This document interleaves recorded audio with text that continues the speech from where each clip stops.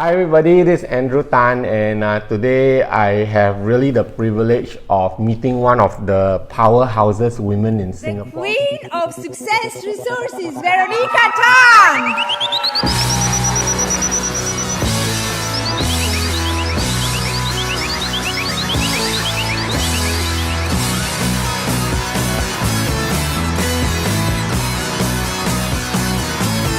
Hi, thank you. And really, first and foremost, I also didn't realize that we all wear red today. Correct. That's like so synchronized. In that sync. so happened to be the so far is red. I wear it, you wear it also. Correct. So I think that's maybe the day. The day Everything is good. happened for a Everything reason. happened for a reason. So maybe to you, it's a auspicious color.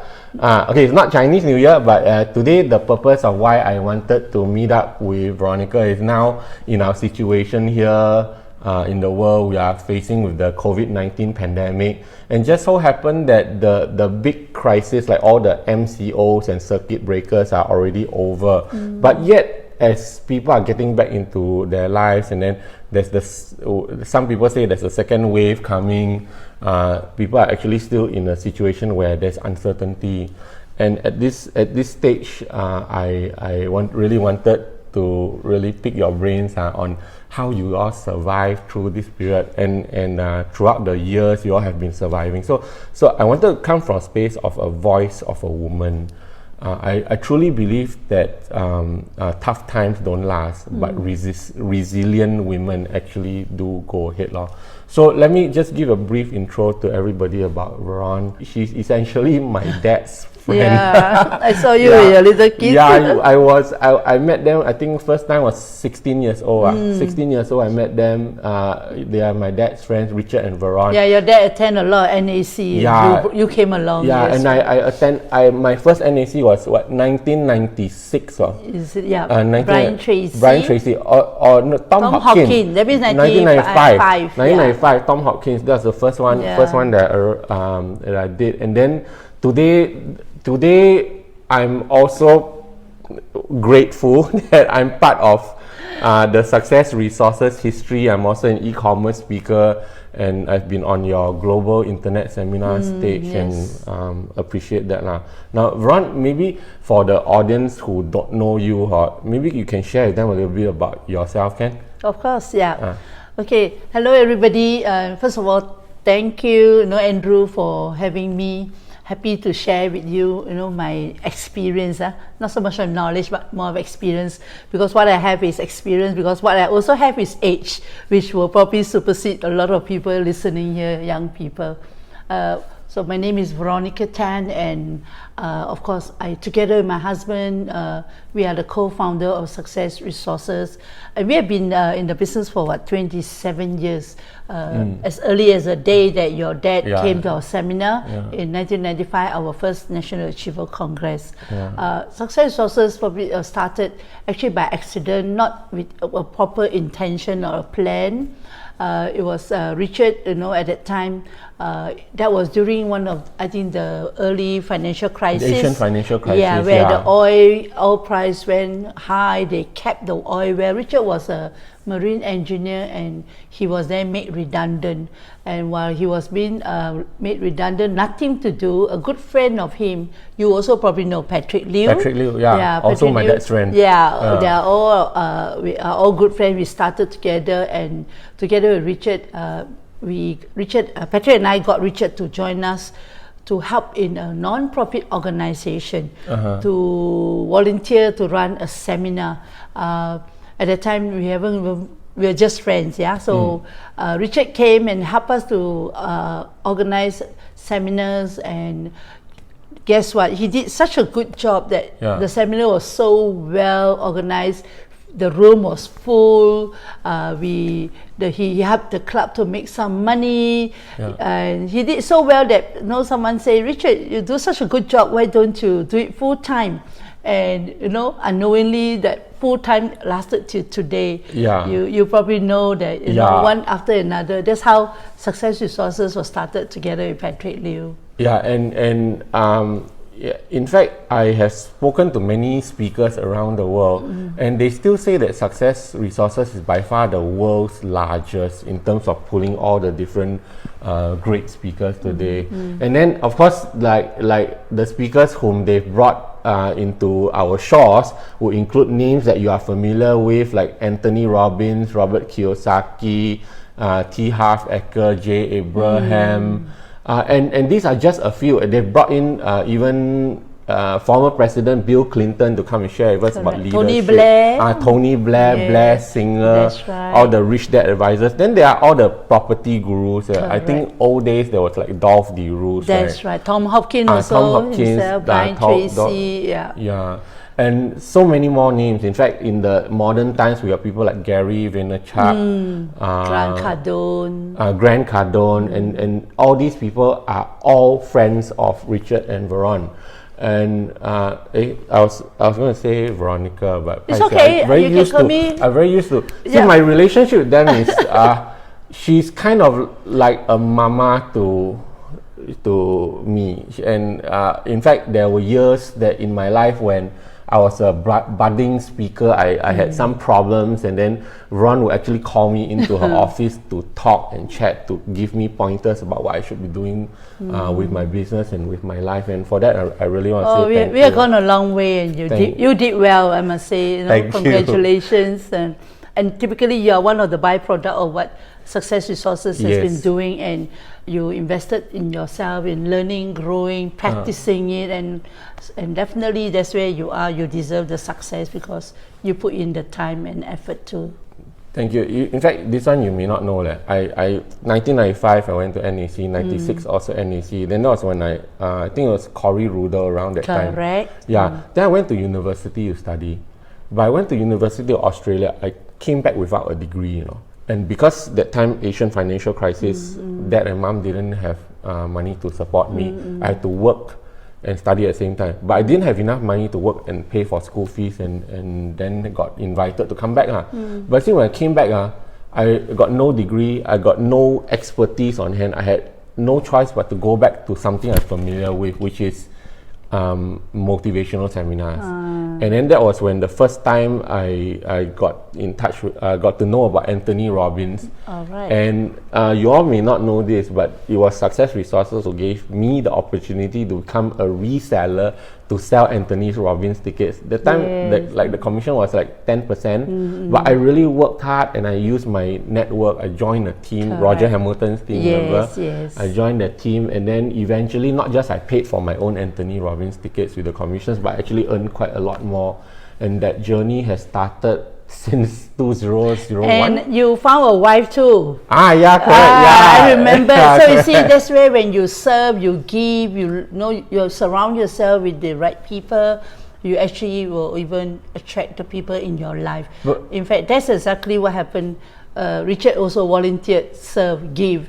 At the end, what did he get? He got a business, Success Resources, and he also found a wife.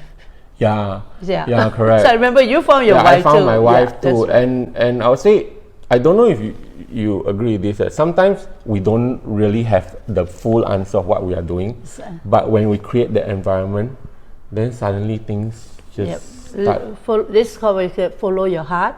Yeah. And give unconditionally, serving, helping, knowing that you have a purpose, a reason why you do, and I'm sure that's where the universe will open up opportunities for you. Yeah, I truly believe that as well. And today, I hope that this interview could be really targeted at more women voices. Because I don't know if you agree with me, Veron. I think in the career world, it's still very dominated by men, and many women are in a way have to juggle between career and families. And as a man, I see that is quite a difficult job, because sometimes we say we want to focus on one thing and do that one thing well, but yet women have to do two things. Then can you share with us, like in your early days, how did you manage to juggle two together? Actually, this whole concept of women having less opportunity, women having to struggle for a career, I believe it's all about mindset. It's all about mindset and your belief system. It's a limiting belief that created us to think that women is less successful than men, that we won't get the position we want, we have to fight hard for it.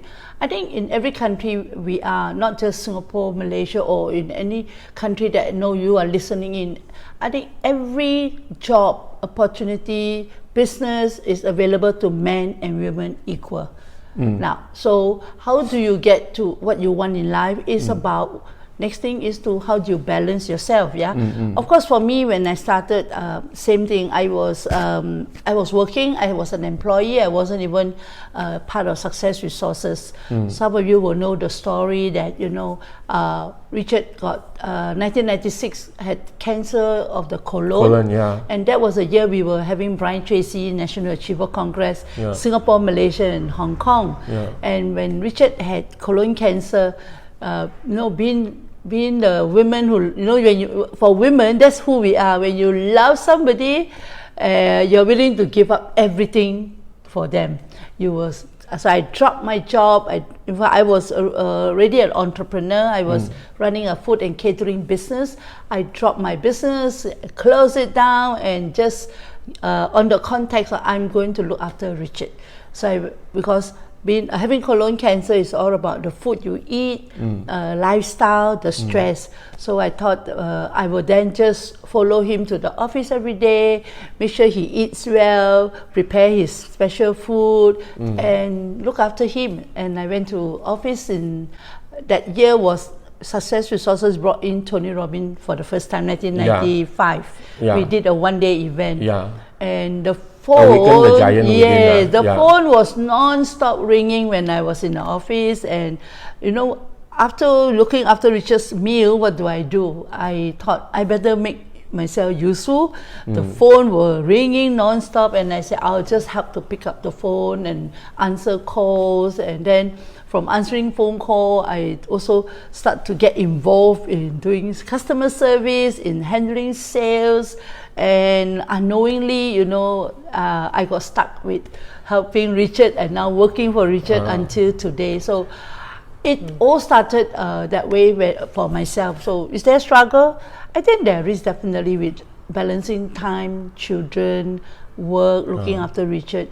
But it's all about, do you have a support system that supports you if you are not with your children? Or if you have to be with your children, do you have somebody in the office that can cover you? So you need to put in place a support system to cope with not putting yourself in the stress that I want both. You need to be present, do one thing at one time, and do it well.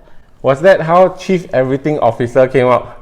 Yeah, that's right. That's right. Veronica actually there's a nickname for her, Chief Everything Officer. That's right. Yeah. And I remember that time it was still very family supported, right? There was Lily, Lillian. Yes. You remember all this? Douglas. Correct. And the time was like Aliwal Street, is it? No, we started in Genting Lane.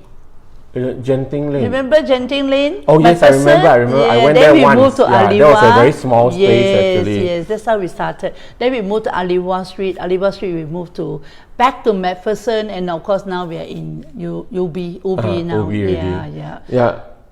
I want to really talk about this thing about women, because I don't know if it's true or not, coming from a man's space. Like I've got students of mine. Like I've got a student who's actually a single mom and got retrenched 3 times and then wanted to get back into the workforce. And she said actually it's really tough for a woman, especially if it's a single mom, got 3 children, and she's not that young also, she's like in her 40s already. And she's saying when she go back into the working world, it's kind of tough sometimes, especially as a single mom.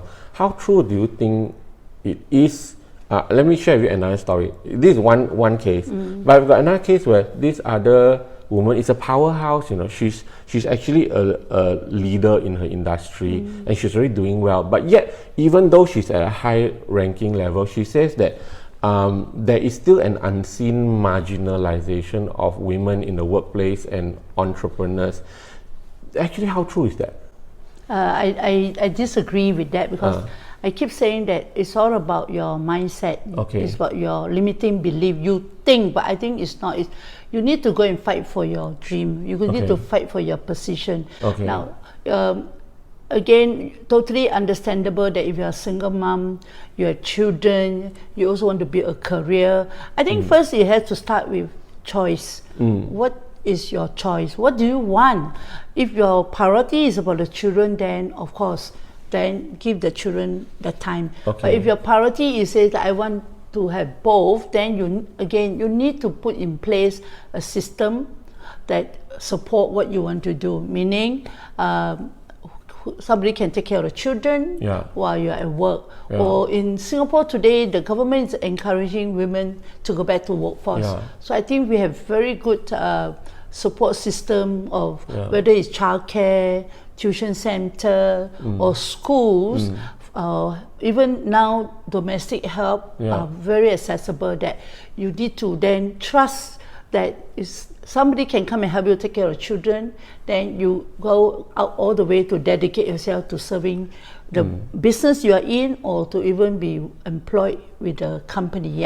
And the other thing is also, of course, you have to make yourself known to, if you go back to employment, employment, that whether can the employer make some exception, flexi time, flexi hours, and also make it known that you have other priorities. Then this is where then hopefully a good employer will understand and will not hold you accountable to moments, and you know that you have to be with your children, So I think here is it's all about our limited media. I know there are also a lot of understanding, caring, compassionate employers that are open to having family mothers to come and work, and supporting them with the time and all that. I see. So I'm hearing a few things here that are really useful. Like first is watch your limiting beliefs. Yes. Sometimes it's not true, but it's just in your head, correct? Assume. Then after it will be to prioritize. Make your decision who you want to be. Do you want to be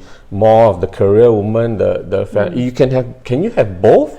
As long as you have the support structure in place, right? Then what I'm also hearing you say is that maybe it's about communication with the bosses to let them be realize what is your situation, your priorities. You want family, you want career at the same time, and it's about having support structure for both. Correct. Okay, now that's I'll say, maybe we say that it's for those who are employees. But if let's say a woman today decides in current situation, I want to be an entrepreneur, and yet I have to have family and business at the same time. What advice do you have for these women to start up? First thing first, again, why I want to be entrepreneur? Now, I guess when I have family of 3 kids, 4 kids, 2 kids, 1 kid, nothing is like to be an entrepreneur working from home. Because you have the freedom of time and even space, So if that's your decision, then being an entrepreneur is the best thing, that you can have both. Looking after your children and making money as an entrepreneur. Then the next step is, again, you need to understand now and find out what kind of business that you can do it while at home. I think today, look, even you yourself, Andrew, have been an advocate and teaching e-commerce, meaning you can find a good business and operate from home. So the whole idea of now working from home, having a passive income through e-commerce is the in thing, it's actually a norm. Exactly. So to the women who desire to have a business of their own, then go and get educated. Right? You can learn. You can learn all these skills on how to find the best e-commerce business. And then you can also learn other skills that if you don't want to be in e-commerce, maybe even skills that you can operate from home. Like investing? Investing, definitely. You know what I mean? So, example, my daughter-in-law has 3 boys, ranging from 12, 9, and 6. And along the way, when the kids get a bit older, she decided that she wants to do something. She doesn't want to be just looking after the kids. So she decides to go and be trained as a real estate agent. And today she's happy. She finds time in between weekends when my son is able to take care of the children with the domestic help, and she organized all her home viewing over the weekend only. So I think it's a balancing. You must constantly be balancing that you when and where to give time for what. So I think with that, it become a coping mechanism. You won't have that stress, you know. Actually, besides e-commerce and real estate, what other industry you think would be good for starting up women entrepreneurs, stay from home, work from home kind? Home. Yeah.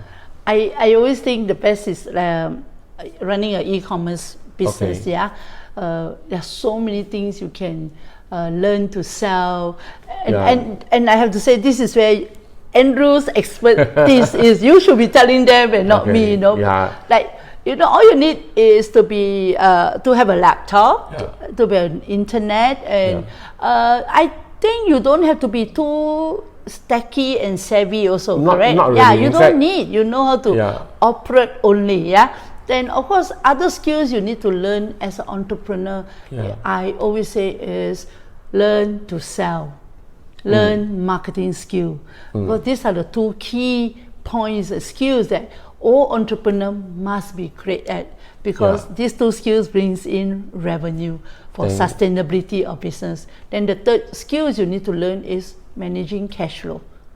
Okay, so actually these are all very good pinpoints here. Selling, learning to sell, marketing. As long as if your marketing is done well, you don't even need to sell anymore. Exactly. Because marketing is about a journey of an experience for a customer. Once it's set up already, that becomes the selling tool. And then, like you brought up one very important point, numbers or cash flow. Cash flow. I think many businesses go down because they are not careful with calculating their profit calculator. Totally. Like let me just share with them about e-commerce. That's right. Yeah. Like e-commerce, there are few ways you can make money. There's physical products, there's digital products, there's affiliate marketing. Some of you can focus on Facebook marketing itself. In fact, Mark Zuckerberg announced earlier this year that he's going to start Facebook store. In the future, I do foresee that just by Facebook store or Facebook Live that people just sell through with the mobile phone like that, it's going to be really big. And of course, you can sell digital products. You can do affiliate marketing. If let's say you don't want to have the hassle of handling logistics, you can do drop shipping, where the drop shipper actually sends for you and gives a commission to you when you sell a product. Exactly. There are actually many different options. Now, the ones that I'm not that familiar with are the investment sides of things, because I've always ESBI. I've always been a B person, but the I part I only know about property investment. So maybe Ron, you can share like what other I quadrant stuff would be useful for a woman. Other than of course. If you want to look at how to become an investor, is meaning how do you make money work for you instead of just working for money, is very much in the teaching of Robert Kiyosaki, Kim Kiyosaki, where they believe that financial education is the first step. So if you look at you want to make money work for you, then learn investing skills. Investing skills meaning understand numbers. And then at the same time, what are the different portfolio on investment is paper asset, meaning you can do stocks, you can do commodities, you can also do options, forex. Now I think today if you just Google, you will find there are so many training available for you to learn, whether it's like what we are promoting a few speakers that we handpick, people like Sandy who teach you on strategies for stock investing that can be applicable to forex and options. I have Clement Chang who also teaches you on Bitcoin and options, and then Sean Xia who also teaches people on value investing. You know, so there's so many. Even I can't finish naming them. Even these are the local ones. What more? There are a lot of overseas trainings. So I think here is you need to make a decision. What do you resonate with? If you resonate in entrepreneurship, then you want to be hands-on, to be in a business. I mean, today easiest to start with very little money down is e-commerce. Find a product. Then otherwise learn to be trained as a investment, insurance, or property agent that is also done in your own time, in your own home base. So other than that, I think the list can go on and on. Yeah. Is these various portfolio for investments. Sounds good. For e-commerce, usually I tell my students $1,000 is good enough to start with. Yeah. Actually, it's a very small amount. You promise to teach me, yeah? Yeah, I will As a definitely. hobby, For you, I no still want to issue. do as a hobby. I think so, because nothing is like having a hobby to have something that you can be in control. Yeah. And learn and practice, you know. In fact, like your house is going under renovation now, right? Yeah. I actually teach people how to go to Guangzhou and then just go to that wholesale store. Poof, everything is taken back in container and the whole place gets renovated already. I wish that we are not stuck in COVID. I will definitely follow you. You know. Yeah. You know, I saw on your Facebook you got a quote that says, "Don't be a woman that needs a man, but be a woman that a man needs." Can you elaborate more about how did that come about? Thank you for asking that. So I am in the opinion that why would you want to? Why would a man want to marry you? Right? A man wants to marry you is because he needs a helper. Right? He needs a companion, he needs a helper, he needs a teammate. So I think, what I want to do is that we should be a helper, a companion, and a team player with him, but not to be a problem to him. So some women, I think we are too caught up with being possessive, that we need the man to be around us all the time. We need him to do everything for us. But I think this is where, again, that's why I said earlier, limiting belief that we women actually can do a lot of things that the man can do. But somehow, by the nature of the core belief of women is, I want the man must do it for me. If he don't do it for me, he doesn't love me. So I rather that I don't need the man to help me to carry something in the shopping. I can carry myself. Now, if he wants to carry for me, he's available to carry me. Of course, I let him carry, but it don't have to be a must. But some women get very upset and concerned that if your husband don't come follow you to shopping and even help you to carry things. Okay. So some things you make decision on our own. Some things you do joint decision. So that's why I say that I rather work on. I don't need him to do a lot of things, but I rather work on that. The man will need me because he needs me to take care of him. He needs me to feed him, cook for him. So I think the other saying I have is also. We very commonly I use this so that women can remember. It's a metaphor. I come from a military background. I work for the army outfit. So I always say that I run my household, I run my family, my business like a military outfit. So I make my husband the general. Yes. He's a general. I just stay as a major below him. It's okay. So he makes all the general decision and I make the major decision.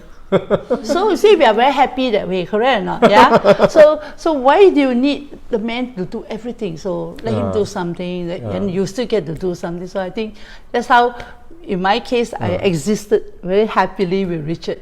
I ask a more internal question. Everybody also got ego, husband and wife also got ego. Then how do you all manage your egos? For both of us, it's no ego, it's the truth. I think a lot of people, precisely when people operate from ego, at the end, you may look good at the instant, when you go back, you feel lousy. Because it's not the truth. Right? Why people need an ego? Because they are not confident. Why they need to put up with pride and ego? Because they feel inadequate internally, and that's why they have to say, they have to pretend, they have to show off. But I always say, at the end, when you come home, when you're about to go to bed, does that upset you or that worry you? So I mean, for me, Richard and I, we don't have ego for each other, in the sense that we are very we speak openly about what I like, what I don't like, or if I don't do right thing, he will tell me, he coach me. I always look up to Richard as my leader, you know, that I adore him. I look up to him to be my hero. I'm willing to listen to him. In return, at the end, you know, he will also listen to me. You know what I mean? So for me, so for both of us, one is we have so much belief and trust for each other that we don't want to pretend, you know, we have no pretensions about each other. So the word that I hear here is actually authentic. I think right. you both have allowed yourself to be authentic to each other. That's how the relationship. Yeah. You know, and I remember Richard won the Phoenix Award, right? Yes. For going through the cancer and then survive. I think that time Success Resources also went through some very difficult crisis moment, right? Yeah, we have our ups and downs in every business, you know. As you mentioned earlier, we went through so many crises, the financial crisis, the Asian Lehman currency, Brothers, the Lehman Brothers collapse, then we had the SARS, you know, so all these crisis that definitely has impacted the business, but we always have got to thank that, you know, he see us through. We have always come out stronger and better, because why we also believe in every crisis there is always an opportunity. So don't be fearful. Just focus on looking for what's the new opportunity that is available in this crisis, and work on that, you know? Okay. Yeah. You mentioned one thing. During every crisis, there is an opportunity, and I believe that comes down to both of you, your habits of thinking. And maybe if you allow me, I just want to pick your brain there. Please. Like there must be some patterns that you went through that got you all from under to over. Even in the Asian financial crisis, Lehman Brothers, SARS, even now COVID, you know, can you share with us like stories of, was there times that you almost gave up and then how you actually come back up? And then maybe from there we see what are the patterns that you all go through. Well, we were very fortunate that, you know, despite of all these crises, you know, we never had the notion of giving up. Why? Because being in the personal development business, also being somebody that Richard and myself, our source and strength is on our faith. So we also know that, you know, everything happened for a reason, and whatever happened, we have our God, our faith, who will look after us, and that as long as you persevere, you believe yourself, you do good, and, you know, things will work out well. So that's where our source of foundation is strong, and we just know that a crisis happened. Well, we need to now look at how do we change to come out of this crisis. Of course, some example like during the SARS time, similarly case, we have to shut down events because no gathering, no big crowds allowed. And definitely we have events in China that we have to cancel. We have events in Sri Lanka we have to cancel. We kept just Singapore, Malaysia's event. And also then that's where problems like cash flow will come in, and we are blessed that, you know, we speak to all the people involved, the vendors, the suppliers, and explain to them the situation. Most of them are understanding and believe in us, trust us, and allow us to continue our business, you know, even if we are not able to pay them at that moment, you know. So we are very fortunate that we have very good, trusted vendors and speakers and friends who stand behind us. The other thing is we also have a great team. We have staff that have been with us to today, 20 years, 15 years. So they've seen us through, and so together with the team and Richard, it's all about persevering, not giving up, and always fighting for our dream and our mission of changing people's life. So we have been blessed in that manner. Thank you for that sharing. In that sharing, I picked up quite a few very important points that you said. Actually, right from the top, it's all about the trust in your faith. For layman terms, we trust in the universe, yes, that actually things will be fine, you know. and that gives comfort. And the second thing you said is you pivoted. Yes. I mean, I use the pivot period. You said The common word, yes. to try to think of new ways that you can overcome the current situation. Again, come back to your mindset about every crisis there's an opportunity. Then the third thing I heard you talk about was cost management. That's right. Speaking to the staff team, asking them to go through the tough period Together with us, yeah. And the fourth thing I heard, which I felt was really important, is your resources and your network of people, including your vendors, the speaker, and people whom you can really call upon to survive through together with you. Correct. Now, the fourth part, I think we can elaborate a bit more. Like, there must be something that you did in the early days to build up all this network of people who trust in you so much that without a single thing in a heartbeat, they will help you. I mean, like, I'm also one of them. Like you said, Andrew, help me, Anthony Robbins, without hesitation. No commissions needed also. No, it's just you ask, we'll do it for. And how did you start off being like that? What was in you? Okay, sorry, let me put it in another way.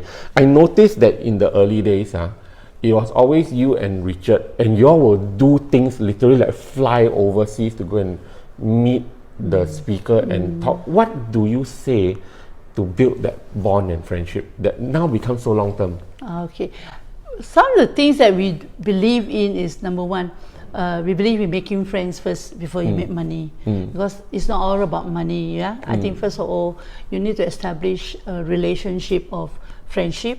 Then from friendship, if it's something you can bring it deeper, then you become, I say, start with acquaintance, become friendship, then become business partners, you know. So we went to all this communication that I also believe the other principle is the more people I serve, then the better I become, the more opportunity I have.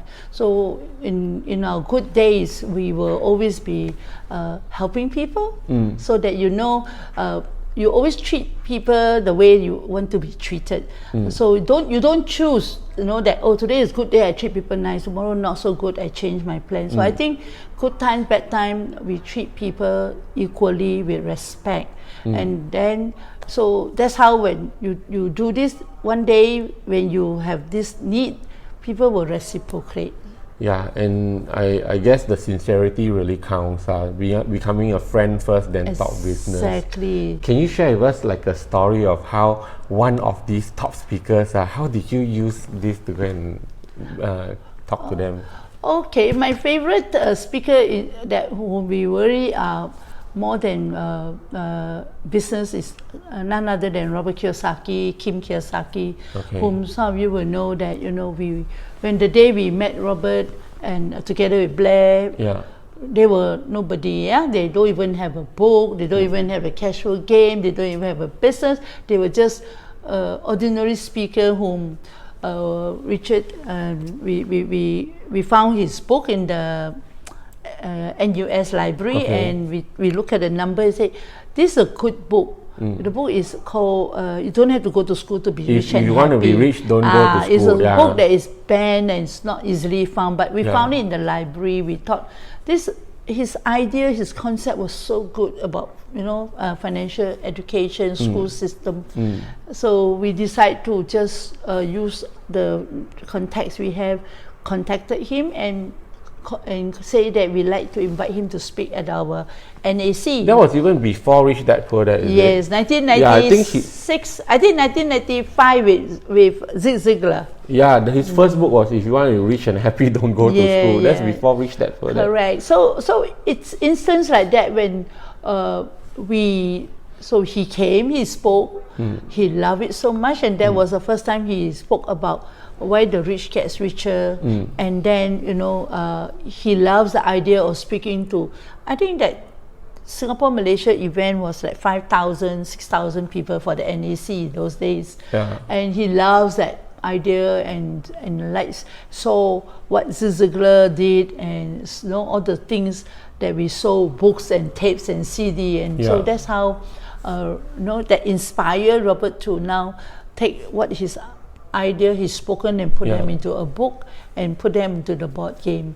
And that's how we started. You see, so if it's somebody we started so long ago, and we maintain constant communication, contacts, connection, and we grow into deeper friendship and not so much on business. So today, we have taken Robert all over the world. I mean, if not for the COVID-19, he would have been here in the year of 2022. But so this is how we do. We take friendship very seriously. Wherever Robert has got any training, meetings, he invites us, we will definitely show up. So sometimes it's about showing up for a friend, not just because it's business, but a celebration, an anniversary, a birthday, we will show up. And I guess this is how you start to build a lot of trust with each other. The kam cheng. That's right. Like you say,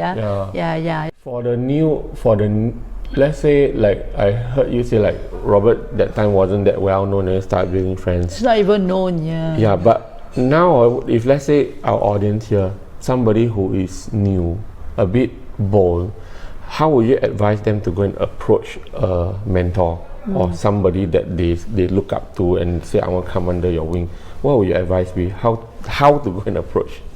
Okay, I turn it just around. How do you approach me, maybe?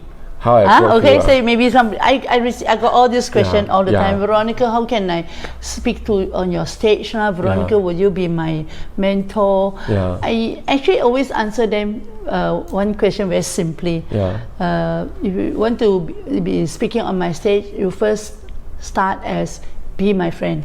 Okay, you must be my friend. You must be somebody that is in close proximity to me. Because you want something, you must hang around them, right? Because if you don't, then out of sight, out of mind. Now, so first you must start as sincerity, that you really believe in this person that can help you, can teach you, can, like I say, create a career path for you. So you then, I would say then you have to be my friend. That means you have to hang around me or be around my space. I also tell them in the context that you have to serve. Now, not serving me like kowtow per se, but what I do in Success Resource, or even using what Richard example. How did we start? Because Richard served as a volunteer. Now look, I have all NAC, MMI, Tony Robbins, UPW. Did we invite you to become crew? No. Volunteer. Yes, we will ask you to volunteer to serve, right? Most of them will come with on their own time, own expenses. Some of them have to fly all over the world, pay their own expenses, take leave, just to volunteer because they want to serve. And because by serving you learn the most. And that's where in the environment, you never know what opportunity will come. You found a wife, Richard found a wife. So many people I heard found new businesses. I found mentors. Exactly. And for me, you never know. I have experienced that one of the speaker got sick, his stomach ache, can't go up. Then I say, hey, you are here, you go up. Oh, yeah.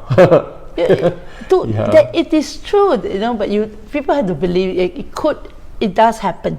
I remember the days when I was a volunteer.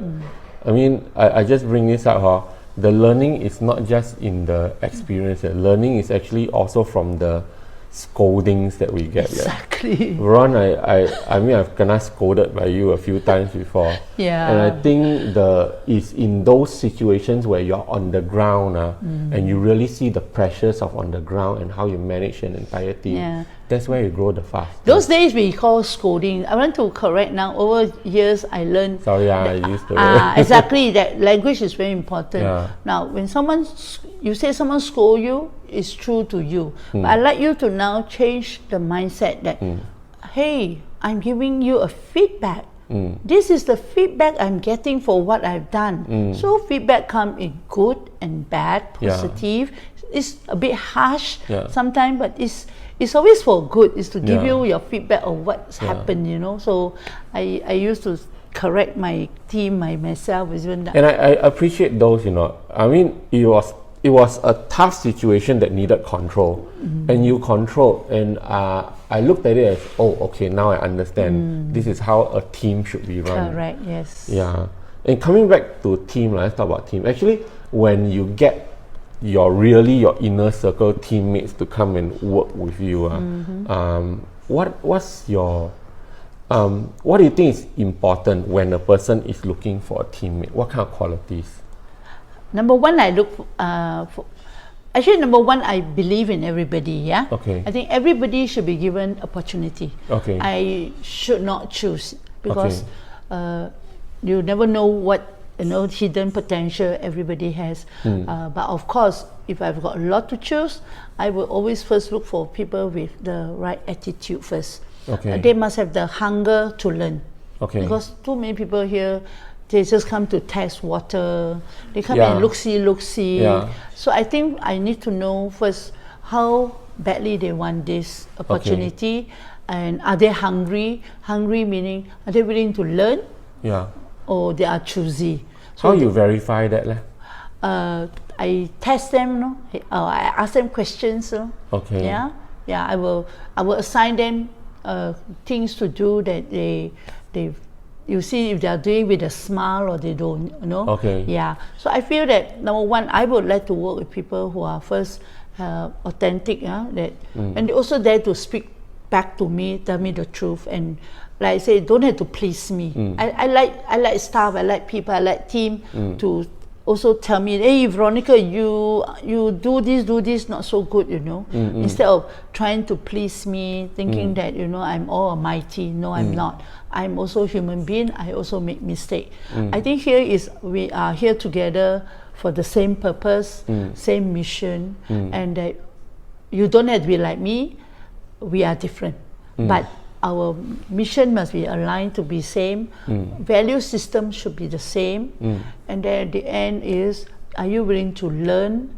Are you somebody who is willing to invest time to learn, to read, to attend seminar, to attend training, to listen to so many YouTube good speakers speaking, and that when you are willing to do that, this is the type of people that I like to help or groom and work with, you see. Yeah, there was one question one of my teammates wanted me to ask you. It's like, if let's say you have to choose between a person who's talented but attitude so only, but choose versus somebody who's hardworking, maybe not that talented but attitude is good, who will you choose?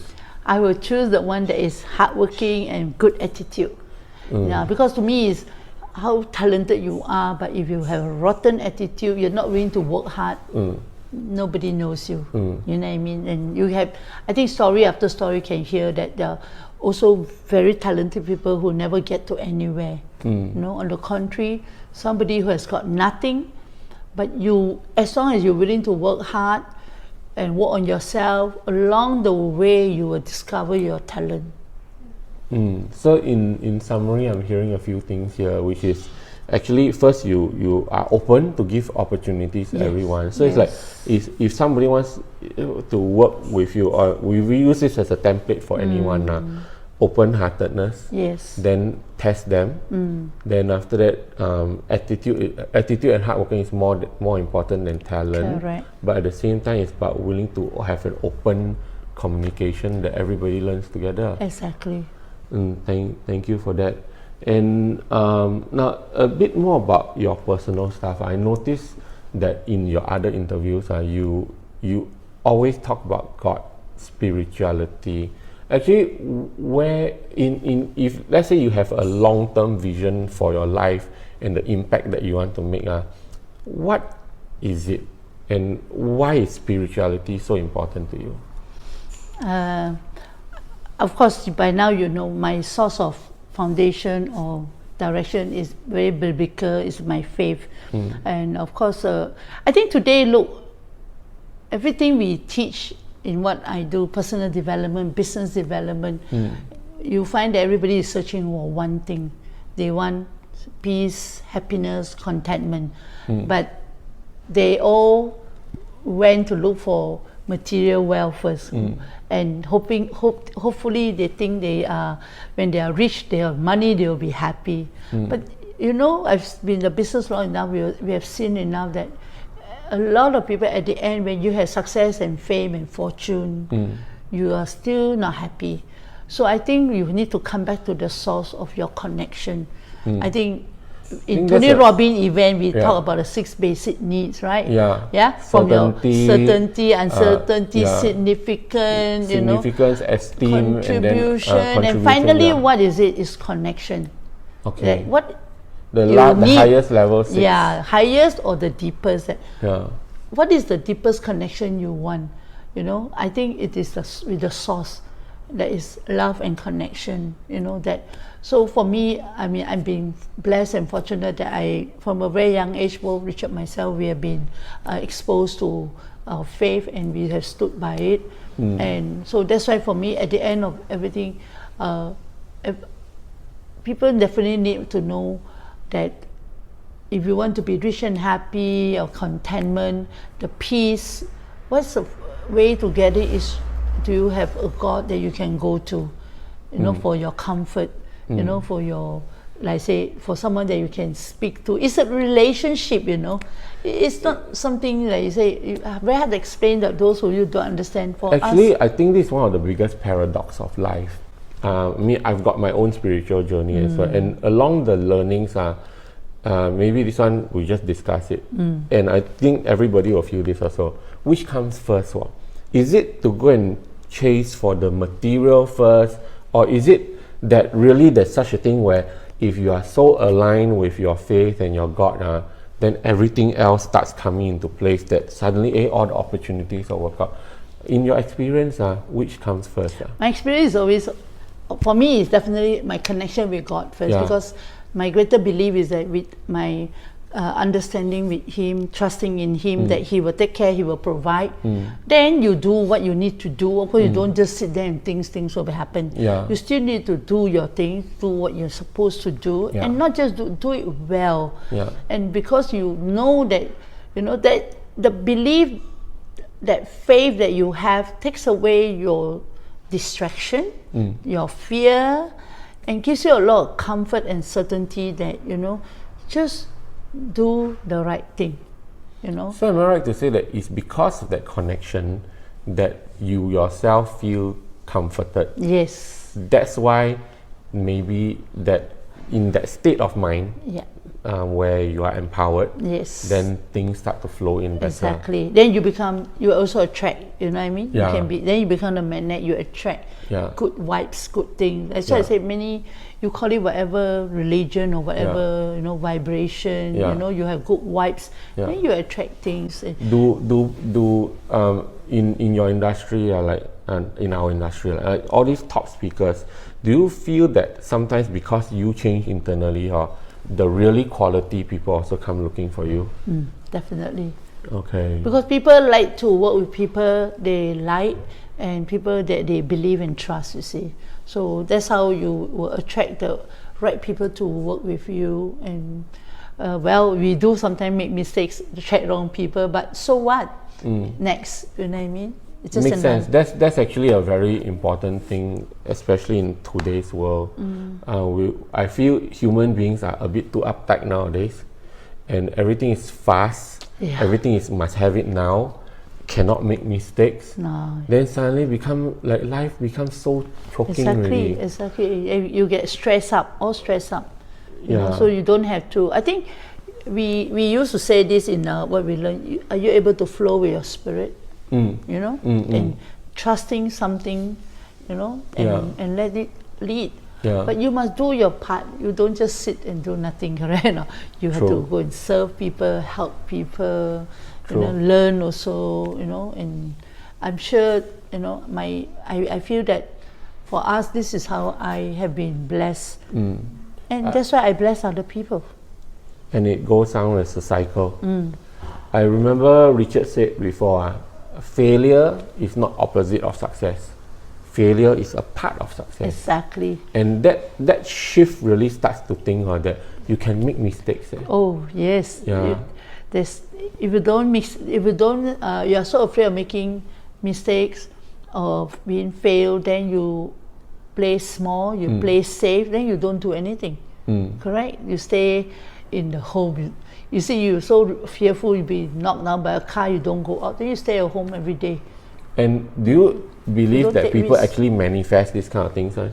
If let's say their mindset is poor, then they want to stay at home, they want to shrink, then suddenly you manifest something that I don't speak a lot about manifestation, but I because I have my faith that I believe if I'm blessed, I bless other people, and this blessing will just keep going around. You know. I guess that fundamental belief is enough. Really, yeah, exactly. Yeah, it's enough. Yeah. Thank you. Who in your life? Who were the people that you looked up to? Of course, in my younger day, I look up a lot to my mother. My mother is somebody I look up to as somebody very hardworking, very patient, perseverance. You know, because sometimes I look at, you know, in our past generation, our parents don't talk to each other nicely like now. You're screaming at each other. I always say, why you don't speak up, you know? Yeah.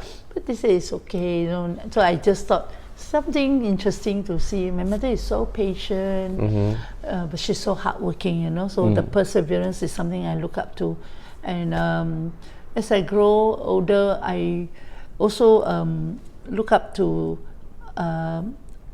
like my faith, Mother Mary. Somebody again, I look up at her as somebody. Wow, you know, well, she was when the angel told her that she will be giving birth of a virgin birth, and she has to be very brave to say yes and to go through the process of 9 months being laughed at, mocked at, or even condemned and persecuted, you know. So I think it's to speak of that, you know, for a young lady like that to undertake that kind of responsibility must be somebody very brave or have so much trust in her faith. So she's somebody I look up to a lot to as somebody to anchor on. My later age, I look up a lot to Mother Teresa. Okay. Yeah, she's somebody, same thing, dedication. She's all about dedication. Just do one thing, do it to the best, you know. I remember one of her famous quotes somebody was asking her to join in the march against the war. Then she was saying like, I'm not interested, but if you have a march for peace, that one I'll be interested. Exactly. It's just a change of words or change the total meaning of the entire mission. Yeah, she's somebody really worth studying, you know. Her love for humanity. Yeah, so these are some of the people I look up to, you know, as I, you know, mature, that they have so many life principles that we can model after. Actually, I can see all these all connecting back to you. Really, it's like source first, trust in God first, then opening up to believe in everyone first, open communication. If let's say today, like all the years of wisdom that you've been through, what would you advise a woman in 20s, 30s, 40s and 50s? Wow, okay. In the younger days, I think young people, you all should always, you must have a dream. Don't be afraid to dream, dare to dream, because everything starts from a dream. You know, with a dream, you have a desire. From desire, you have determination, and that's how you progress to become unstoppable. Now, as you get older, you will face a lot of challenges and like you say, obstacles. So to that category of women, I would say, don't give up. Don't give up. You must go and learn, go and be a better person and educate yourself so that you can handle all the problems that can come. I always say that you have to learn to be bigger than your problem so that your problem becomes so small. So learn, you need to educate yourself and work on yourself in the area of self-development. Finally, to the older group of people, maybe myself like that, is just remember, the older you are, the better you are. The older you are, you're stronger. So there's no reason for you not to be able to make it. Don't quit. Yeah. In fact, in terms of business-wise, right, there is a e-commerce guy who created this entire cosmetic range for mature women called Boom by Cindy Joseph. Ezra Firestone. Okay. But that entire business becomes so huge, because of the identity of exactly what I'm saying. As an older woman, the older you become, the better you become. That's right. And but the general mindset is the older you become weaker, and then you retreat, and you become. You thought you cannot compete with the young. You don't have to compete in the first place, yeah. Especially women, that's an interesting thought. Right? Actually, do women really start to think, I got to compete with the younger women? Unknowingly, psychologically, not just young or old, women tend to compete each other without you knowing. Just listen, women. When you see somebody wears a better pair of shoes, what is your feeling? Or when somebody dresses differently, how you feel? There is a unspoken, it's not spoken, but so you need to be conscious and don't let that be your distraction. We women tend to compete unknowingly, That's why, have you heard this common saying, I'd rather work with men and not women? Remember? I hear this I do. Because we have this hidden, unspoken competition amongst women. I'm sure in the younger day, we want a better boyfriend than hers. We want a better dress, a better pair of shoes, a better career. We tend to grow up that way, So I think we women should not look at that. We should look at fellow women as sisterhood. That how can we support each other? How can we?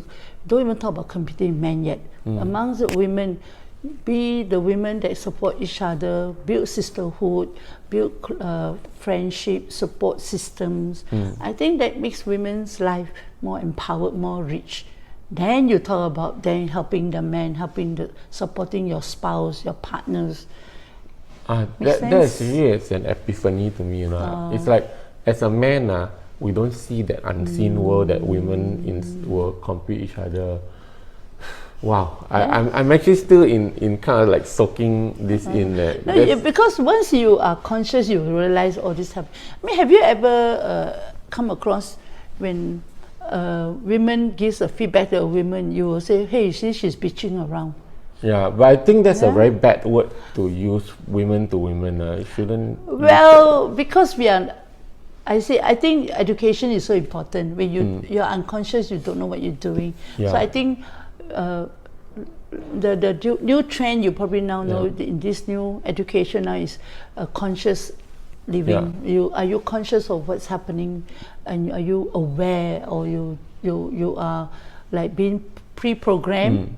That's why Tony Robbins event is so powerful, because it elevates your consciousness that you now reprogram what your past limiting belief, and you operate differently. You see things from different perspectively. And Tony Robbins is actually, I would say my first real impact is Robert Kiyosaki. Although I went to Tony Robbins first, Awaken Giant. Then after that, Robert Kiyosaki. Yes. And yet, between the two, I would say Tony Robbins was the one that started me to be aware of that. There's that core. Exactly. And if that core doesn't change, everything else don't change. Exactly. Then Robert Kiyosaki, of course, is understanding about finances. Correct. But I think in the beginning, it would be check the core first. Correct. Yeah. That's why once you get your internal right, you can do many things, you see.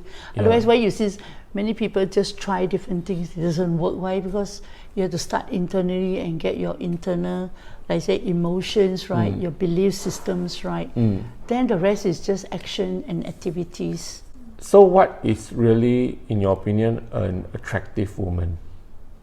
Oh, an attractive woman is a confident woman. Yeah. When is a woman most attractive? I think when she's confident. That means she has no fear. One, she has to be somebody that she has got no fear. She dares to speak up, and she doesn't take no for an answer. And then you have to be, you must have certainty, clarity in what you want to do. So all this leads to actually for you to become a confident woman. Instead of a lot of women tend to be victimized. I'm not good enough. I'm not beautiful enough, I'm not smart enough, So these are the things that actually is holding us back. So I think in the simple term, be confident. Okay. And you can learn. No, that is like already kind of bricks already. It is a common word, right? But saying is easy. Can you practice? It's very hard to practice. True, and thanks for the awareness for that. Because I do start to see that nowadays more and more women want to come up, but there's the unseen, don't know why it's being held, why they are being held back. So now you really brought up, and I hope that this gives awareness to women out there listening to this. Check yourself. Are you inside that? Are you inside having this silent competition? Are you inside silently beating yourself? Correct. Are you silently telling yourself you are not good enough? Then if you are, then don't be alone, Go out and look for trainers like even Anthony Robbins helps you build up the internal strength within and surround yourself with the right-minded people, that one's so important. I mean, and then where do you find these people? That's why going to a seminar, like, we have Robert Kiyosaki's MMI or Tony Robbins, where there are so many thousands of people.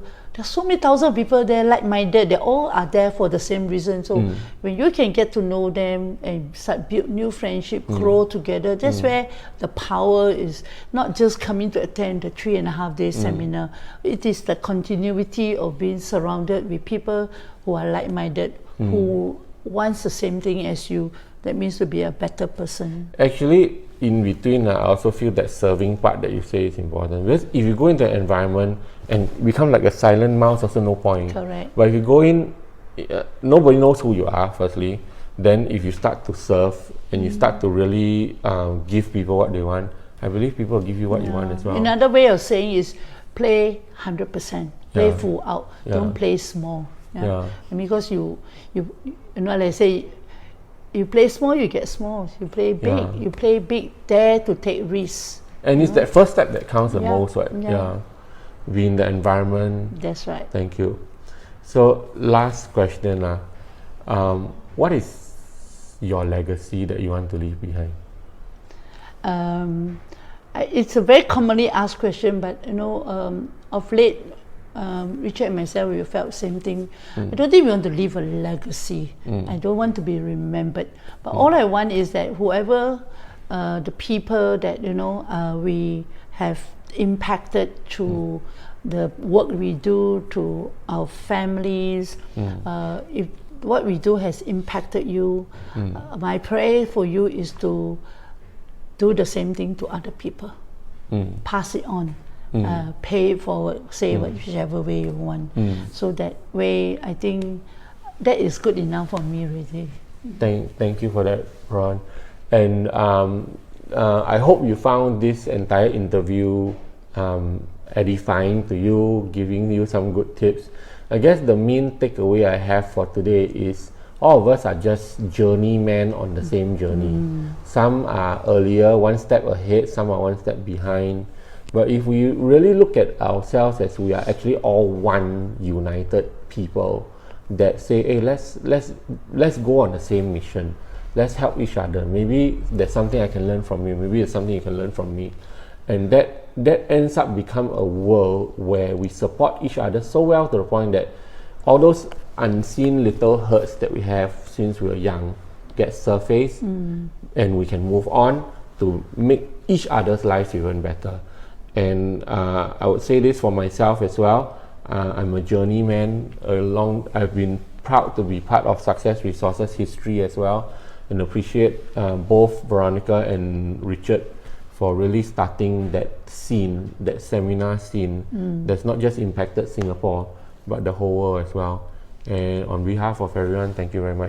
Thank you very much for having me, and I hope if there's any other way we can add value, I'm happy to connect with your audiences and all that. Let me know. And of course, for the very least, please go and add Veronica's Facebook, Veronica Chew, or Success Resources. My Facebook is full already. I think go Full already, success huh? resource better. Success resources, follow them, and you get updated of all the many events. I would say the events encompass almost everything you need in life in your journey to your own next level, okay, and your own success. Yeah. And for those of you who are looking at this, even beyond this Tony Robbins event in the future, as long as this video is seeing you now, means that it's the correct time that you are visiting this. And because it's correct time, it probably is a message to you, go to your next higher level. And of course, go to Success Resources, the Facebook page. You'll always be able to see what's coming up next. And more importantly, take that action. Because no matter what, staying stagnant helps nobody. It makes you go back into a wallowing state. But even a small action, don't care whether you benefit a lot or benefit little, you still benefit. All you need is just one idea and apply it. Good enough for you already. Exactly. So I really urge all of you to invest yourself time in learning and this program like this, Unleash Your Power Within, to better yourself so that you can handle all the let's say the crisis that you think you are facing. And whoever, make yourself stronger for you. Exactly. How do you overcome fear? You know, this is one of the big topic that in the UPW that Tony will teach you how to overcome fear. In the live event, we were on fire. We were on fire. Can you imagine? To just show you that you can do it. It's nothing. You know, you can overcome no matter how big your fear is. So don't give up. You can learn, you can become a better person as long as you work on yourself. So I want to welcome all of you to give yourself this opportunity to learn from Tony Robbins in Unleash the Power Within virtually. Thank you, Ron, again. Thank you. Have a good day, ladies and gentlemen. Thank you. Bye-bye.